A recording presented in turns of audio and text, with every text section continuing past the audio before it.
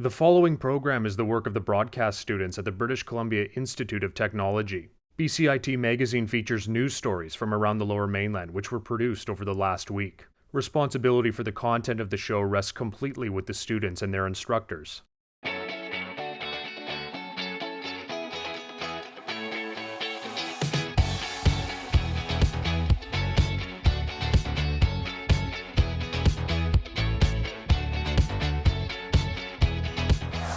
Coming up on BCIT Magazine, electric car sales skyrocket, COVID cancels cruise ships,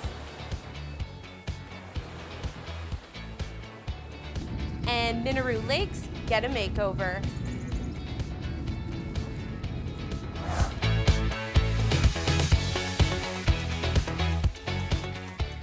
Hello, and welcome to this week's edition of BCIT Magazine. I'm Jordan Prentice, and here are today's top news stories. British Columbian drivers are buying the largest percentage of electric cars in North America. While many think electric cars are the way of the future, not everyone is convinced. Our reporter Ben Bazarin hit the car lot to find out why. With high gas prices and carbon emission targets our government wants us to meet, it may seem like an easy solution to turn to electric cars. It's like I got a raise, just that amount of money that I'm not spending on fuel. It was night and day. Mike Lowe is an instructor at BCIT, where even on university campuses, there is an abundance of electrical vehicle charging stations. Money that you save monthly, that's something that you can shift to a payment or whatever. It worked itself out. I couldn't recommend it more. Tesla is an industry leader, and several other companies are not far behind. But as one car enthusiast notes, the best EVs don't come cheap. If you want to purchase a good electric car that will actually have the mileage to be able to take you from A to B to C through your daily life, you're going to be shelling out pretty much what the average Canadian household makes in a year. Mark Zacharias is a special advisor for Simon Fraser University-based Clean Energy Canada, and he says the initial price is actually worth it. Well, in the short run, your purchase price is higher, but if you keep your car for 8 years and you drive it 20,000 kilometers a year, no matter what kind of vehicle you drive, whether it's a subcompact, right up through a pickup truck, at the end of the day, you're going to be saving money. Another hot topic regarding electric cars is how their production impacts the environment. And in Reese Mann's opinion, it is on par with driving a combustion vehicle. All the shipping as well as the production throws so much carbon emissions into the atmosphere. It's actually proven that purchasing an electric vehicle is just as detrimental to the environment as purchasing a gas-powered vehicle and then driving that gas-powered vehicle for up to 10 years. Currently, there are 54,000 electric vehicles registered in BC. As legislature continues to be passed surrounding electric cars, it may be the way of the future for all of these dealerships, but it could take a while to get there. Ben Bazarin in Vancouver for BCIT Magazine. We're joined now by our reporter Ben Bazarin. Ben, how are electric vehicle sales across the country? Well, Jordan, when it comes to electric vehicles, BC is a leader in of itself. Of all the car sales in BC last year, 13% were of electric vehicles. In Canada, 80% of the electrical vehicles on the road are within BC or Quebec. Back to you, Jordan. Thank you, Ben. As businesses prepare for a busy summer season, some cruise ships have been delayed coming into BC. While this could have a negative impact on the tourism industry, experts say restaurants may not be hit as hard as you might expect. Reporter Connor Oliver takes us on the journey. The first cruise ship of the season, the Caribbean Princess, was supposed to be in Vancouver Port on April 7th, but mechanical and COVID issues kept it at bay. As we've just kind of seen announced, the cruise ship season for 2022 has been delayed again. What kind of impact will that have on restaurants in BC? I think the most immediate effect will be that Gastown really has been suffering through the pandemic. It could have used that business so incrementally. It's interesting that tourism represents about 20% of our overall sales in our industry. So it's not like it's a game changer. Tostenson remains optimistic about the upcoming summer season. So again, the number of activities that are filling the downtown areas of Vancouver and Victoria, the fact that it's delayed, I don't think it's going to cause too much of a problem. And is this something that was expected to happen? Were restaurants prepared for it, or is it kind of a surprise? I don't think anybody, quote, baked it into their formula by saying, hey, we can hardly wait for cruise ships. But frankly, a lot of people weren't even aware that cruise ships were even coming back. When I mentioned going, hey, cruise ships, they go, oh, when? And it's like, oh, okay. So, there are a lot of restaurants in downtown core did very well because of cruise ships. But in general, it'll be something that we can easily absorb without it for a few weeks. And are you expecting there to be more delays, or once this kind of initial one picks up, it's going to be smooth-ish sailing? I think we're ready for anything. I mean, this has been 2.5 years of total unpredictability, closings, openings, all the issues that we have. So we'll take it as a bonus. If it doesn't happen, then we just have to sort of, adjust our business accordingly. But I think the pandemic showed us that there's a number of things that we need to pursue as an industry. So if one thing doesn't work out, we've got plan B. So we'll be all right. Connor Oliver in Burnaby for BCIT Magazine. One of the crown jewels in the community of Richmond is Minoru Park. Walkers and wildlife enjoy visiting the lakes, but the city is preparing to temporarily close them for renovations. Reporter Hugh Perkich took in the sights. Richmond's Minoru Park is a popular spot, walking trails and gardens filled with wildlife, and its man-made lakes are the highlight.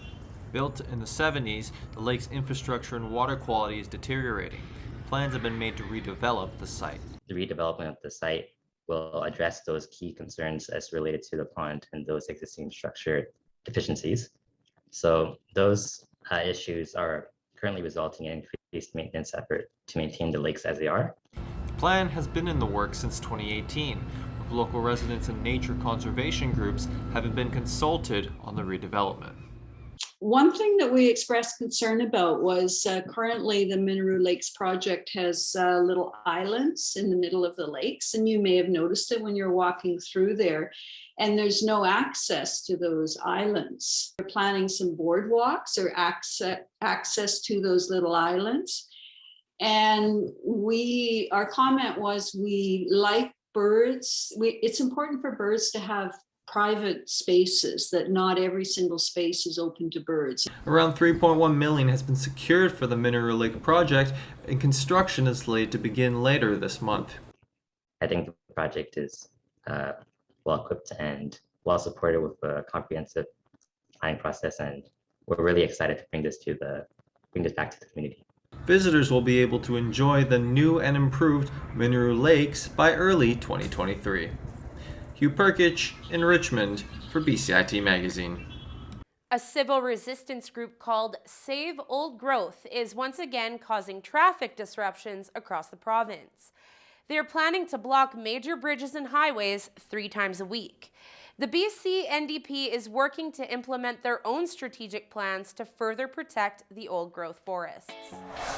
After the break, COVID-19 passports are going, and BCIT grad is coming.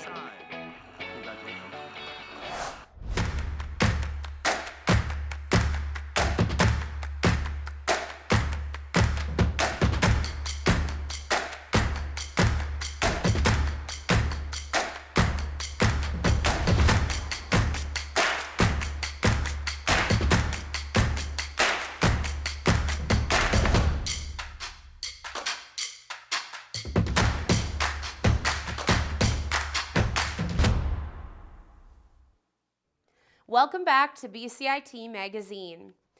2 years of COVID restrictions will end this Friday as the province suspends the requirement for vaccine cards. As reporter Aidan Doherty tells us, people are approaching this with caution.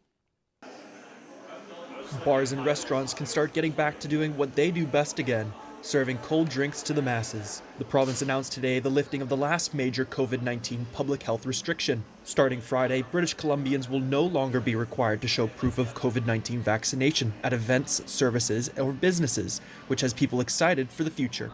I feel very happy to get back to a normal life after all the COVID thing. Braden Guthrie, a part-time server at Habitat Pub, says despite the lifting restrictions, some people are still not fully comfortable dining out.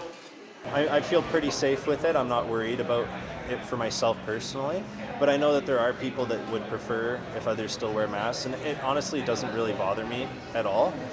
The province noted that individual businesses can still choose to require the BC vaccine card on their premises. As restrictions are lifted, there's worry of a sixth wave of COVID-19 cases, but BC's provincial health officer was quick to point out that even though cases may be on the rise, hospitalizations and intensive care visits linked to COVID-19 continue to remain manageable. We are in a good place to take the measures that we, to remove some of the restrictions that we have in place right now because of the level of immunity that we have. Many now feel safe about leaving the house. I think I feel comfortable about it. I mean, I think it's everyone's decision to get vaccinated or not vaccinated, so I think it's fair for everyone. I'm Aidan Doherty in Burnaby for BCIT Magazine. We are joined now by reporter Aidan Doherty. Aidan, with the lifting of restrictions, what's the government's plan to curb another wave of COVID-19? Jordan, the government is continuing to adjust their response as the pandemic evolves. BC has introduced a fourth COVID-19 vaccine for those 70 or older or for those who are immunocompromised. The province has begun vaccinations at some long-term care facilities, and those who are eligible will be notified shortly. Provincial Health Officer Dr. Bonnie Henry also strongly encouraged those who hadn't received their first booster shot to do so as soon as possible. Back to you. Thank you, Aidan. Today marks the opening of the 2022 Masters Tournament. This will be the 86th annual Masters, which will be played at the Augusta National Golf Club in Georgia. Tiger Woods announced earlier this week that he will be making his first PGA appearance in over 17 months. This comes after a serious car crash in Los Angeles earlier last year. Graduation ceremonies are back for the BCIT class of 2022. This comes after a 2-year hiatus due to COVID-19. I headed out on campus to see the students' reactions. For the past 2 years, BCIT students have had to adapt to online learning, with some never meeting their classmates in person until recently. A long 2 years of living in a basement And now, the moment you've been waiting for. BCIT graduates in 2020 and 2021 attended their convocation ceremony over Zoom. But this year, in-person grad ceremonies are back.